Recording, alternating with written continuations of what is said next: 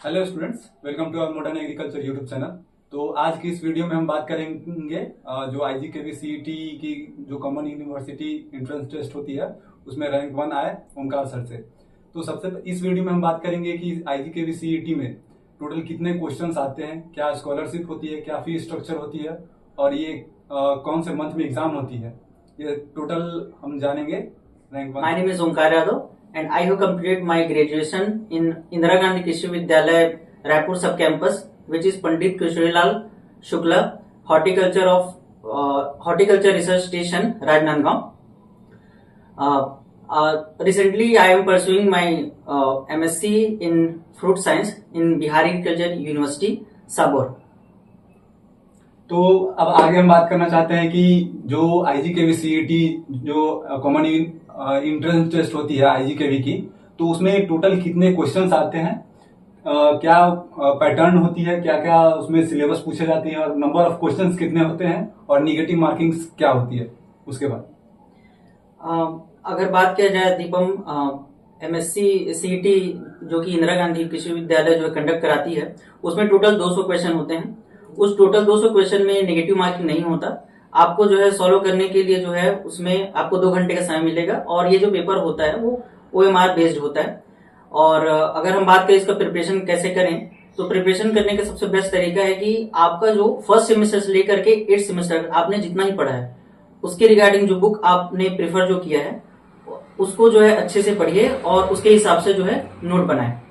और अगर बात करें तो डिफरेंट टाइप का बुक जो है प्रीफर कर सकते हैं। जैसे कि उसमें अगर बात करें तो 2 जो है उसमें पेपर होते हैं, एग्रोनॉमी का मतलब एग्रीकल्चर बेस्ड होता है और दूसरा जो होता है हॉर्टिकल्चर बेस्ड होता है। तो आप जो है उसमें अलग अलग जो है उसके बेस पर फॉर्म भर सकते हैं। अगर कोई स्टूडेंट चाहे तो एग्रीकल्चर से भर सकता है, दूसरा हॉर्टिकल्चर से भर सकता है। लेकिन उसमें यह होता है कि अगर एग्रीकल्चर से स्टूडेंट भर रहा है तो उसमें एग्रीकल्चर का जो पेपर है मतलब एग्रीकल्चर रिलेटेड जो क्वेश्चन होगा उसका वेटेज ज्यादा होगा एज कम्पेयर हॉर्टिकल्चर, और हॉर्टिकल्चर जो भर रहा है उसका वेटेज ज्यादा हो गया एज कम्पेयर आपका एग्रीकल्चर क्वेश्चन।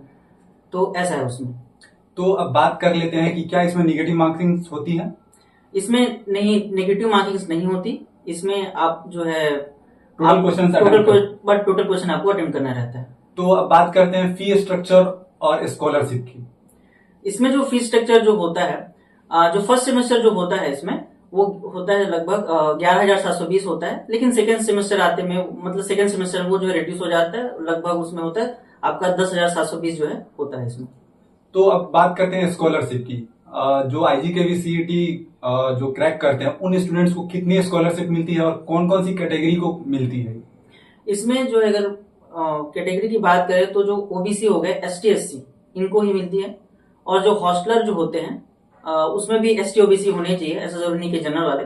एक चीज और क्लियर करना चाहूंगा कि इसमें जो है जनरल वालों को पैसा नहीं मिलता, मतलब स्कॉलरशिप उनको नहीं मिलती किसी प्रकार से।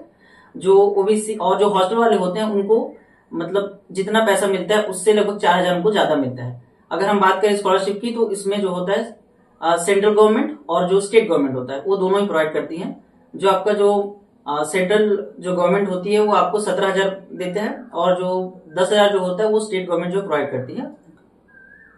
तो बात कर लेते हैं सिलेबस और बुक्स की। कौन कौन सी बुक्स जो रैंक 1 है वो कौन कौन सी बुक्स प्रीफर करते हैं वो आगे जानते हैं।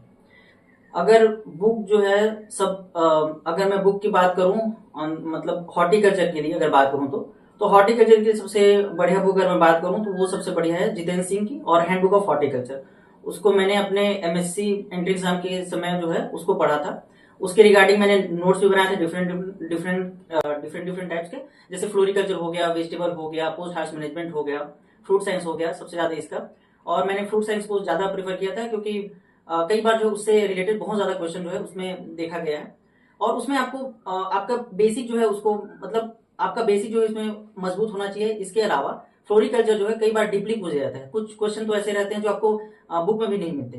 तो ऐसा है उसमें। अगर हम बात करूं एग्रीकल्चर के लिए तो एग्रीकल्चर के लिए नीमराज सुंडा, अरुण कात्यायन सर का जो बुक है वो, और अगर बात करूं एमसीक्यू में तो आरएस जी, और जो ऑब्जेक्टिव की अगर बात करूं तो एस आर कंतावा जी का। इसके अलावा नीमराज सुंडा सर का, और एक और बुक है जो है अरुण कात्यायन सर का, वॉल्यूम 1 वॉल्यूम 2, ये मोर इनफ है। और मैं स्टूडेंट को ये बताना चाहूंगा कि जितना रिवीजन हो सके उतना करें और एक्स्ट्रा बुक पढ़ने की जरूरत नहीं है।